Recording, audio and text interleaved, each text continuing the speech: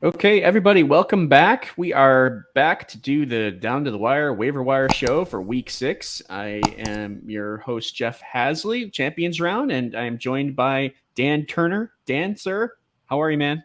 I'm doing good. I had a pretty good week for fantasy football. My team won, so I'm in a pretty good mood. You, however, have lost your coach, which you probably are thankful for. So yeah, it's been an interesting week in football. Awesome. Well, this is what we're going to go over here. We're going to go over the top pickups by position, who you can drop, some preemptive pickups. Those are the big ones. Everyone likes to see those. And also some defenses to look at for this week and as well as going ahead. So let's get to it, shall we? Let's do it. All right. Top quarterback pickups. All right. We got Geno Smith, Bailey Zappi, who had an interesting week, the shutout against Detroit. Skylar Thompson, who's coming in over for Teddy Bridgewater, who's in for Tua Tagovailoa, and then PJ Walker. I mean, these are not quarterbacks that you can start unless you're in like a deep super flex league. I mean, Geno Smith, I think you could start this week, and he's kind of shown that he can put up some points. So let's talk about Geno. He's the top guy here, and the others are kind of more of a super flex type of ad. Right.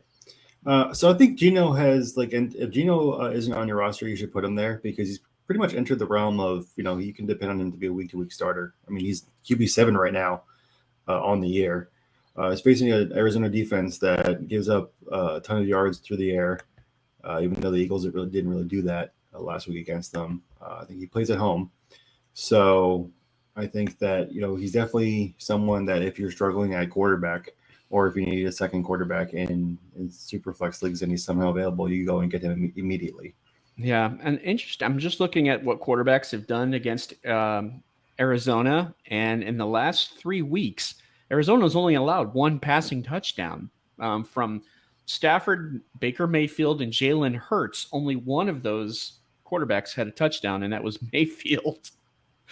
If Not you can who I believe that. No, I know, right? Yeah. So a little small word of caution there, just in case Arizona's defense is going to arrive for this game. We don't know. I mean, the last 3 games, they've done fairly well against the quarterback. So, but still, Geno Smith is someone that you can, at least look at.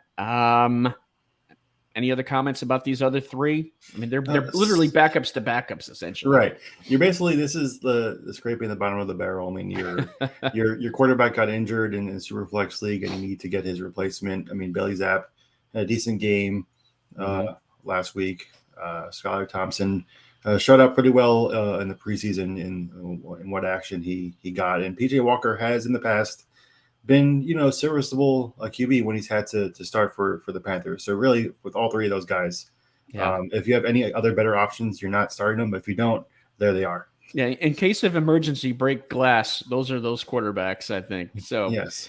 All right, let's move on. Running backs, Kenneth Walker is the big name this week. Everyone's talking about him. He's the top draft pick for the Seahawks. He had a touchdown last week. He had like 80 yards on 8 carries. Now Rashad Penny with the broken ankle is out for the season. This is Kenny Walker season right now. Mm-hmm. Yeah. So when they tell you to keep to hold on to your fab for, a good player to drop, this is what we're talking about. This is the time where you take every single last dollar you have and you put it next to Ken Walker's name if he's somehow available in your league, and then you just set it and forget it and worry about it and see if you get him tomorrow. That's basically what you're doing if Ken Walker is available. You're throwing everything you have at him. Yeah, and I don't know of a single league that has him available, but there might be some. That's why we have him listed here. That's why he's the name of the week. Mm-hmm. Absolutely. He could be a league winner. I mean, he's going to be, if Penny is out for the year, as some are predicting he will be, he's going to be the running back for the Seahawks going forward, and that's the exact kind of player you want to spend either your waiver priority or your fab on. So there he is. Go get him. Exactly. A high draft pick type of guy, and talent, pedigree. There's opportunity, everything. Yeah, it's all there. But chances are someone already has him. Yes, but if not, go get him. So let's talk about Raheem Mosterts. He's come on strong for the Dolphins here in the last 2 weeks. 15 carries in week 4, 18 carries in week 5, plus a 100-yard game and a touchdown last week against the Jets. Mostert's taking over here for Chase Edmonds, and he's most likely gone as well, especially after last week. And he would definitely will be this week. But if he's somehow available and you can't get Walker, if Walker's available still, we like Mostert. Right. Yeah, I think it's been interesting how Chase Edmonds was the starting running back from the beginning of the year, and Mostert has, week over week gotten more and more involved in the game plan until now, where you can pretty much say that he's gotten, the starting job ahead of Edmonds. He had a great week last week, 113 yards and a touchdown, and one catch for 9 yards. So if he's available, he seems to be the guy going forward in Miami, and with the litany of injuries to their quarterbacks, they're probably going to lean on the running game a lot more than they would otherwise. So he's definitely someone that should get a lot of opportunity this week. Yep. And moving on, Eno Benjamin in Arizona. You got James Conner, who is a walking infirmary. he's got a rib injury, a lateral sprain, a knee sprain. So yeah, there's some issues. Everything with him. is sprained. And for whatever reason, he was healthy all last year, and now he's returning back to his old ways because he's always been injury prone-ish, right? So yeah. There's most likely he won't be playing this week, and Eno Benjamin would take his spot. What has Benjamin done? Well, not too bad. I mean, he had 8 carries for 25 yards and a touchdown, and he had three catches for 28 yards last week. Mm-hmm. So he's someone that you could potentially target, and he's someone who might be available too in your league. Yeah, there was a lot of hype on the past couple of years, but hasn't been really realized with all the running backs in front of him. But with, like you said, with James Conner being hurt, and with Darrell Williams being hurt, and with Jonathan Ward being hurt, and basically every other running back on the roster being hurt, it pretty much is Eno Benjamin's backfield for now. I expect Keontae Engram to be called up probably this week, but I think that gets a majority of the work this coming week for this game. So he's definitely someone that I would like against Seattle, who is 31st in yards against running backs for fantasy. So he's definitely someone that is available or should be available, and someone that you can pretty much pick up and plug in at least as a flex play for you. Sounds good. And then the following week, he's got the Saints. Yeah. James Cook got a little action, and the Bills blowout of Pittsburgh, scored a touchdown. I mean, he's starting to, kind of appear a little bit. Is he worth picking up? Yeah, I think he is. I mean, anyone on Buffalo, I think, is a good ad right now. You never know. Yeah, absolutely. I think, he scored his first touchdown of his career this past week. And hopefully the Bills don't trade for Christian McCaffrey like everyone wants them to. But in all seriousness, I think that James Cook is definitely starting to, show why the Bills drafted him as high as they did. He's starting to get used to the NFL. I mean, Zach Moss isn't, a world beater, so he should be getting a little bit more running. He's someone I could definitely, if you have an open spot or, a bunch of injuries or someone just that isn't performing, you can just drop them and pick up Cook, who should have some higher upside as the season goes along. That's right. And then last on here, Brian Robinson, who started his first game, or didn't start, but he played in his first game last week. 9 carries, 22 yards, not too bad. Didn't have a whole lot of snaps. But, and this is more of a preemptive type of ad, but if he's available, we think that he's a good pickup. Yeah. I mean, out of training camp, it was clear that he was going to be the lead back for Washington. And then, he had his unfortunate incident, and he was out for a while. And they kind of had him on a pitch count this game. But I think, as the weeks go along, he's going to, jump right back in and get a majority of the carries over Antonio Gibson. He out carried Antonio Gibson 9-3 in his first game back. So I can only see that gulf widening as the weeks go by. So if Robinson is on your waiver wire, if someone hasn't picked him up or hasn't noticed that, he's still there, go and grab him right now. There you go. All right, let's move on to receivers, kind of speed this along.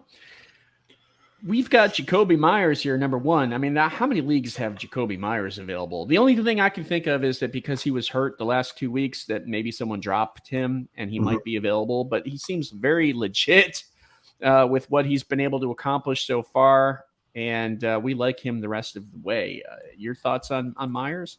Yeah, I think he's someone that I think isn't, a lot of people don't talk about him. He's not someone that is mentioned among the consistent contributors in fantasy, but when he's there, he performs. Yeah, he had a great game last week with Zap, and depending on how long Zap plays or when the other quarterbacks come back, he's still going to be someone that gets consistent usage.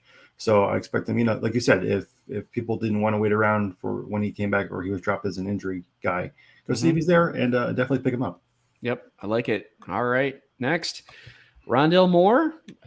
It seems like Arizona is, they're biding their time until DeAndre Hopkins comes back and returns. Which will be soon. Which will be soon, exactly. So what can we make of Rondelle Moore? Is he someone that you should pick up? We think so. He is starting to get a little bit more action, and we think that he could be serviceable even when Hopkins returns. So he's kind of almost, I don't want to say a stash, but I'm not sure if I would start him right now, but just kind of stash him and see how he does. Your thoughts on Moore? I mean, I would start him this week just because I know Hopkins isn't going to be there. Starting, soon, Hopkins is going to be the guy, and then Hopkins and Hollywood are going to be the 1 and 2, and we don't know what Moore's target share is going to look like when he comes back. So I would say if you're going to pick him up this week, this would be the week I would start him, just because of the unknown going forward.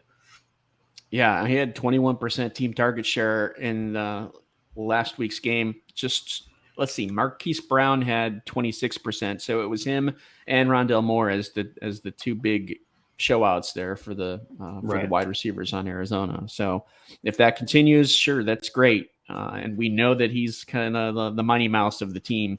Yes, he can do all kinds of things in terms of elusiveness. He can be used as a dual threat.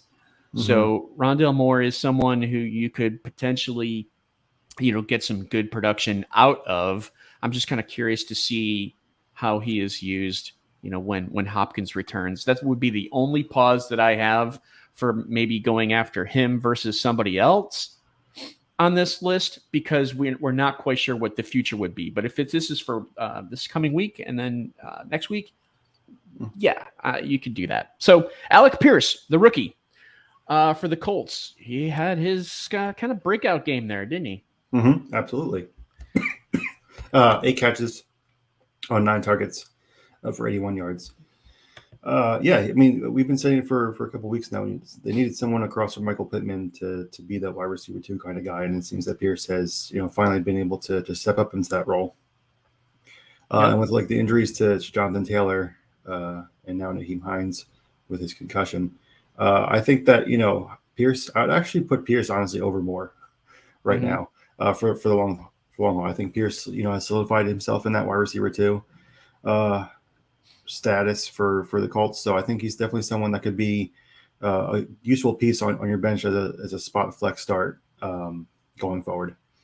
Yep. And Michael Gallup, of course, returning from the ACL injury. He had 4 catches, 44 yards last week. Of course, week 4, he had the touchdown and limited action. So he's starting to kind of ramp up his time with the Cowboys in their receiving game. So Gallup, if he's available, he's someone that you can take a look at as well. Devin Duvernay, this is kind of a player that has shocked me a little bit this year. I really was not thinking anything out of him. I thought he might be like a fluke week 1 type of performer. And, all he does is get like 4 or 5 catches in an offense that doesn't have a lot of catches from their receivers. Right. So he's doing well. I mean, he have 3 touchdowns, only scored in 2 games though. So that's a little bit of a concern, but he seems like he's starting to get a little bit more action, a little bit more play, a little bit more rapport with Lamar Jackson. And of course, it also helps that Rashad Bateman is out. Right. But Duvernay, yeah, he's someone that you could perhaps take a stab at. Yeah, I mean, 5 and 7 targets the last couple of games. They used him a bit in the running game. He had 3 rushes for 24 yards as well, so that definitely helps his utility for points for fantasy. But yeah, he's someone that I don't think anyone was really talking about as the year started. But he's someone that he's carved out a good role for himself in the Baltimore offense, which there has to be someone else that isn't Andrews scoring points there. So yeah. I mean, if not, why not Duvernay, who's proven to like you said, have some trust. Lamar has some trust in him now, so I expect him going forward to continue to be a useful piece for both the Baltimore Ravens and for your fantasy team. Yep. So let's talk about Josh Reynolds. I mean, he's putting up some numbers, man. Week 2, he arrived 3 catches, 38 yards, a touchdown, 6 for 96 in week 3, 7 for 81, and a touchdown in week 4. And even in the shutout loss to the Patriots, he had 6 catches for 92 yards. Mm-hmm. So why is he a little bit further down on our list? Well, Amon-Ra St. Brown is hurt, and will be coming back eventually. Of course, Detroit has a bye this week. They have Jameson Williams eventually coming back at some point. I just don't know how much Reynolds is going to be a part of this offense moving forward when St. Brown's back, when they have all their pieces. Are they going to continue to be a 35 points per game type of team? They scored 0 points last week, so a little bit of a concern there. I don't want to say the needle is pointing down on Reynolds because I think he's a good ad, obviously, but I don't get the love as much as other people do.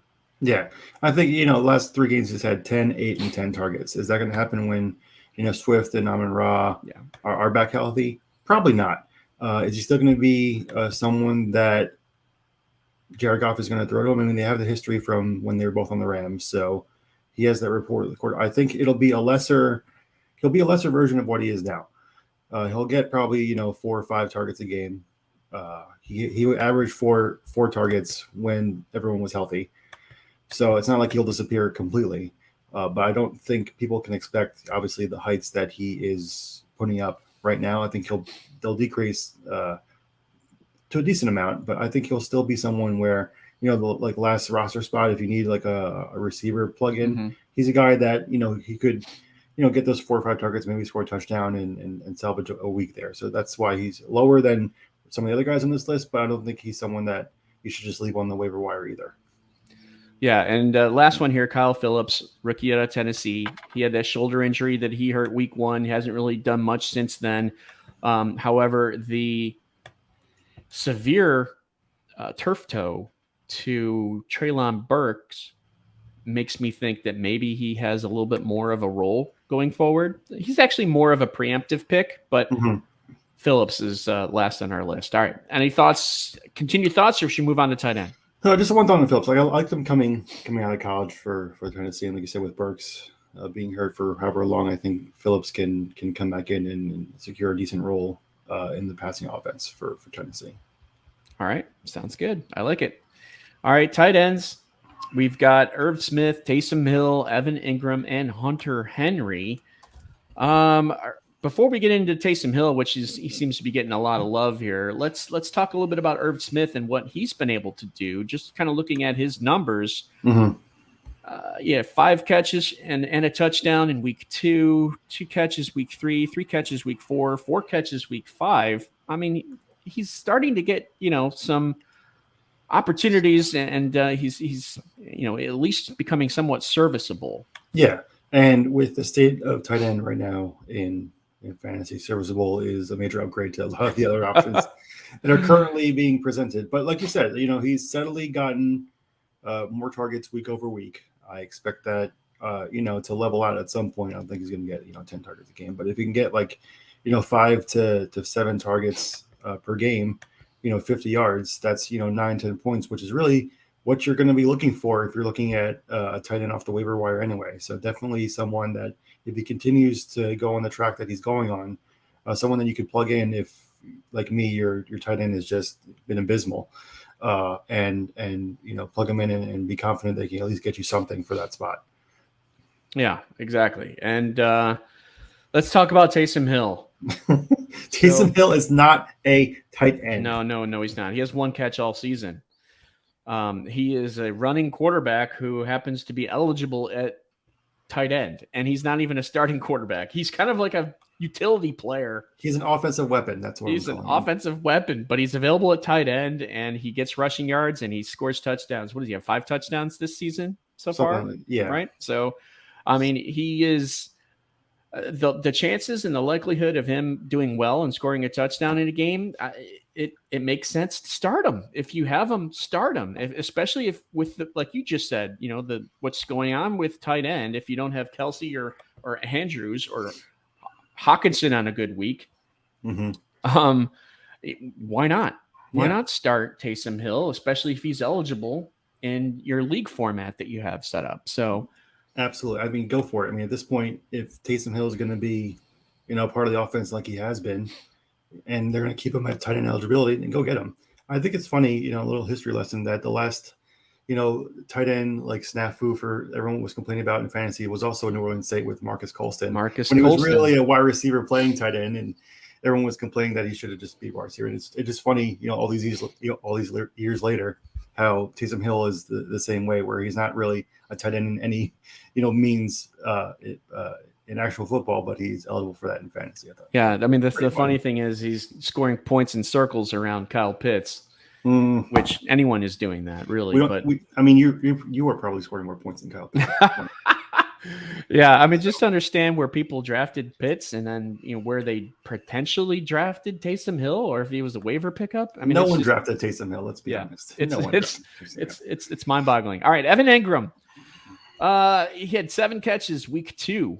1 catch week 3, 1 catch week 4, and then he jumped up for 6 catches for 69 yards in week 5. So a little bit inconsistent, but the Jaguars have kind of been inconsistent a little bit. And Engram is, like you said, someone that may potentially do something at the tight end position that we're looking for. Right.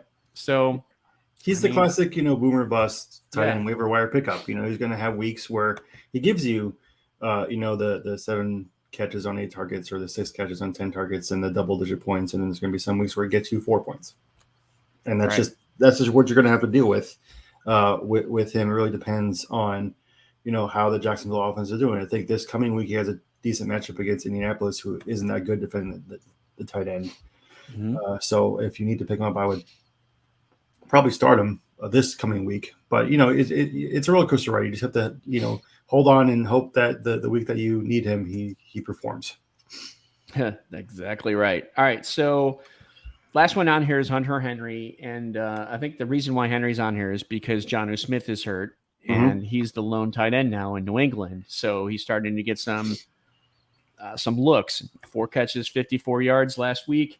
So the Patriots, Mac Jones had 22 touchdown passes last season. 9 of those 22 went to Hunter Henry. And we know Mac Jones isn't playing right now because he's got that high ankle sprain. But, I mean, New England might, they might have an opportunity here with Henry. And Henry, we've seen in the past, he can come through. So is this more of a preemptive type of pickup? Yeah, I think it is. But at the same time, we're just looking for anyone who could produce at the tight end position. This is the player that is both a now and preemptive pickup, I think. Usually, historically, rookie quarterbacks such as Bailey Zapp lean on tight ends more than they do receivers, and he seems to have picked up a little bit of a rapport with Hunter Henry this past week.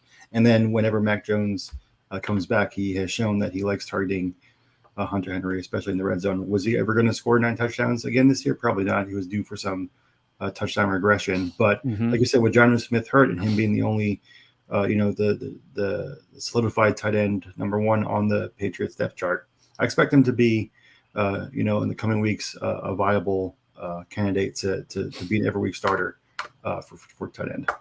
All right. Let's zip through these players who we can drop. Elijah Moore, man, shoot.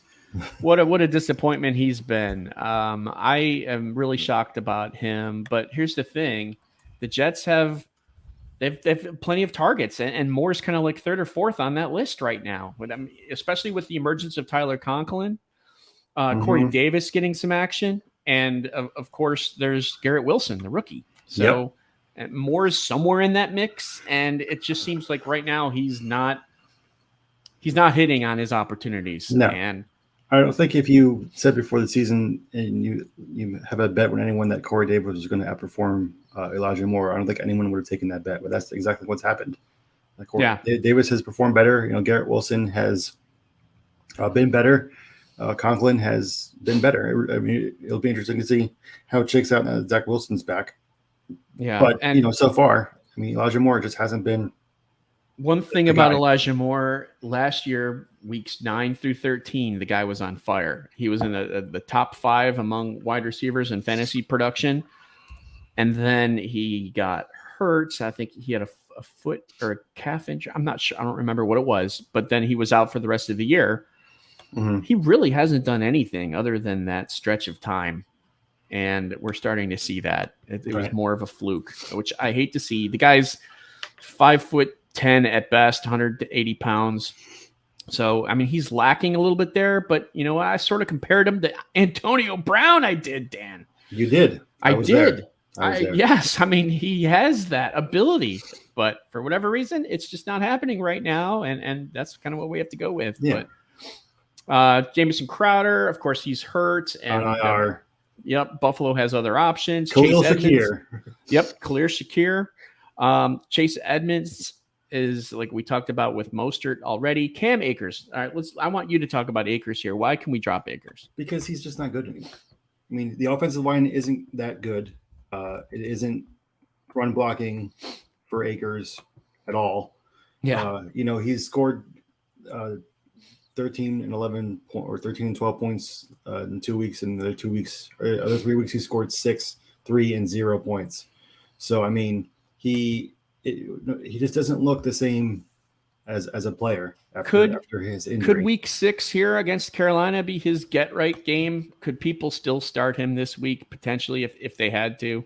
I mean, if you have to, I would not. I would look for other options. Honestly, I just don't trust him anymore. He just isn't.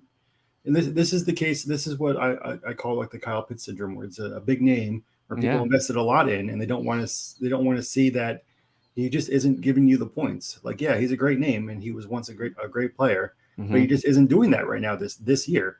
So I mean, how long are you going to stay on the ride when he just isn't giving you enough points to compete week to week in your leagues? That's a completely valid argument. I get it. It's kind of like Elijah Moore too, and we'll throw Pitts in there as well. Shoot, everybody that is a big name that's not doing anything. Well, Hunter Renfro. Yes. Another one. Which hurts me because I was a big Hunter Renfro fan. I expected much more of him. I mean, he's been hurt, but Hunter Renfro, if we could talk about him, 100 catches last year, 1,000 yards, 9 touchdowns. Hello. Thank you a lot, Josh McDaniels, for now not including him. Oh, and Mac Hollins getting the snaps versus Renfro. That's not even good. Egregious. It is egregious. Renfro is such a great route runner. He can run circles around Mac Hollins, but it's a height thing, I think. But it is. It's crazy. I don't understand. I don't get it either. Anyway, soapbox. All right. We digress. Preemptive pickups. I got Nico Collins on here, who is starting to make himself known a little bit on Houston's offense. Pierre Strong, because Damian Harris has a hamstring injury. Ramondre Stevenson, who is most likely added in every single league. Yeah. They already have him. But Pierre Strong is someone who is he's going to get some snaps now. Absolutely, he is. So he's someone to think about as a preemptive pickup, as is Damian Williams, who comes off of IR. He's available week 6 if he's ready. He had that rib injury that kind of set him back. But, I mean, he was the guy in the lineup on the depth chart behind Cordero Patterson at the beginning of the year. So why would he not be now, right? I mean, Avery Williams, have fun with that. Who's the other one? Caleb Hunt, or is it Caleb Huntley? Am I thinking? Caleb Huntley, Tyler Algier. Tyler Algier, exactly. So Damian Williams is someone I think people are forgetting about, and he's not a bad preemptive pickup here. Absolutely not. Yeah, especially like the Nico Collins one. He's been performing a little bit better week to week. So he's got double-digit points the last 2 weeks. So I expect that to continue. So that's a really good pickup that isn't talked about a lot in a bunch of leagues. Exactly. And let's see. Nico, I'm just looking at his involvement last week, specifically last week. 13% team target share, not bad. But the last 3 weeks, 16, 14, and 13, which, that's consistency right there, Yeah. And he's scoring, even though there doesn't seem like a lot of target share, he's still scoring a bunch of points off that. So that bodes well for when he gets more targets. Yep, I like it. All right. How about defenses that we can stream? Looking at this week, Washington at Chicago. This is the Thursday night game. This is the game. I love that. Justin Fields. Justin Fields needs a few boos in the Chicago home stadium, Soldier Field. Maybe Washington can get something done here, right? I mean, shoot. It's an opportunity. Let's just be honest. Chicago defense is just terrible. And that's why Washington's up here, because they have a decent defense with a defensive line. And Justin Fields and the offense just isn't performing at all right now. So for multitude of reasons. So that's why Washington's up here. Just call it how it is. And it's a Thursday night game, and we all know we're only watching due to fantasy. Yeah. Cincinnati at New Orleans. New Orleans and the Colts here are in the bottom 5 of teams that are allowing the most points to opposing special teams defenses. So Cincinnati is most likely available on the waiver wire as a defense. So is Jacksonville. Oh, they might not be, because they kind of started out strong, but they might be. They might be. People cycle defense a lot, so they might be. That's right. So those are some other defenses that we like for this week. All right. Good choices all around. Yep. We are right around 30 minutes here, so that's our show. Let's talk about real quick about the Daily Dozen as well as Sunday's Best. These are games that you can play at Champions Round. Of course, the Daily Dozen, you pick 12 over-under pick-em type of prop bets. And if you get 7 right, you win your money back. If you get all 12 right, my goodness, you get a cool $1,200. And of course, anything over 7, you get more money back, right? 8, you get, I forget how much it is. You get more money the more you get right. We'll leave it at that. Just get all of them right. Just get all of them right, man. I still have never had more than 10 right. Don't even ask me. I average like 4 right a game. So I'm not the person to ask. That's not good. It's not, no. But maybe you can do better. And when I say you, I mean the viewers. Yes. And then Sunday's Best, which you draft 1 quarterback, 1 running back, 1 receiver, 1 tight end, and you play against your friends, whoever. Get a league of 5. Well, it's not really a league; it's a draft of 5, 6, 10, 8 people, and highest score wins. That's always a lot of fun, and that's available also on Champions Round. Yeah, it's pretty simple. Keep your interest. If your fantasy team isn't doing that great this year, you can come in and play our game and kind of reinvigorate that competitive spirit for yourself. All right. I like it. Thanks very much. If you enjoyed this, please give us a like, subscribe, comment, say hello, retweet, follow. Send us cookies. We like cookies. Send us cookies. Support our channel, I guess, is what it boils down to. So thank you for that. Dan, as always, it's a pleasure. Always a pleasure, Jeff. All right. And we will see you next week. Happy wavering, everyone. Yes. Let us know who you got.